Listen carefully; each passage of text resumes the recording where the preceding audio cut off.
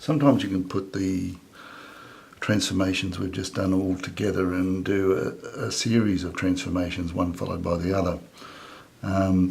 If we look at the XY plane, we start with the point PXY, and we firstly do a reflection in the x-axis. Now we know that a reflection in the x-axis has the matrix 1, 0, 0, negative 1. Okay, now that will take PXY down to Q, which will say X dash Y dash. And then we've gone there, and then we're going to do another transformation, and that is going to be a reflection in the y-axis, and we know that that matrix is negative 1, 0, 0, 1. So Q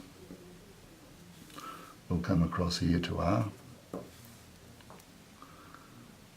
So what we can do is to find the coordinates of this final image here after we've done a reflection in the X and then followed by a reflection in the Y. We can go X, Y is equal to. Now it's important that we work from, it's quite opposite, we work from right to left. So here's our original point. What was the first transformation we did? And that was to do a reflection in the X. So we must put that, the order here is important. 1, 0, we've already found out that the multiplication of matrices is not necessarily always commutative. When we're working with the identity matrix, that is true, but these aren't the identity matrix. So the first transformation, this was the first transformation, and this is the second, and if there was a third, you'll be working from right to left. So this is the second. And so that was our reflection in the x-axis. So you would work this out first, and then you would work out that. So the reflection in the y was negative 1, 0, 0, and 1. Now, if we did these two, it would be the same transformation as if we started with point P and rotated 180 degrees. So it would be the same as a rotation of 180 degrees around the origin. In other words, if we combine these two matrices together, I hope we're going to get the same matrix as a rotation of 180. Now if we go back to the theory we've done previously, this should be cos 180, sine 180, negative sine 180, and cos 180. That is the rotation matrix for 180 degrees. Okay, going back to the unit circle, the cos of 180 degrees. Cos is the x-coordinate. The x-coordinate at 180 is negative 1.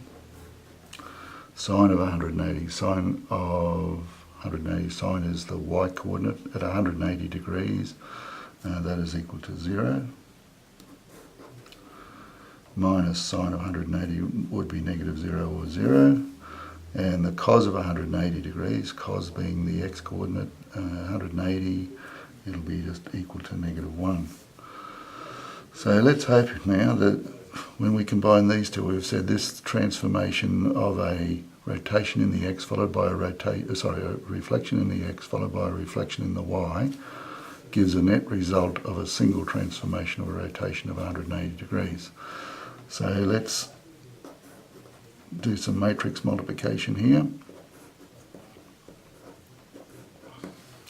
And let's hope we get the rotation here. So we turn this first column sideways, multiply the negative 1 times 0 times 1, and we get negative 1, and 0 times 0. So we get negative 1. All good so far. We keep this turned sideways, and we've got negative 1 times 0, and then 0 times the negative 1. Negative 1 times 0 is 0, and 0 times negative 1 is 0, so that's 0. We turn the second column sideways and we put a 0 times that and a 1 times that, so 0 times 1 and 1 times 0 is 0, add the two together.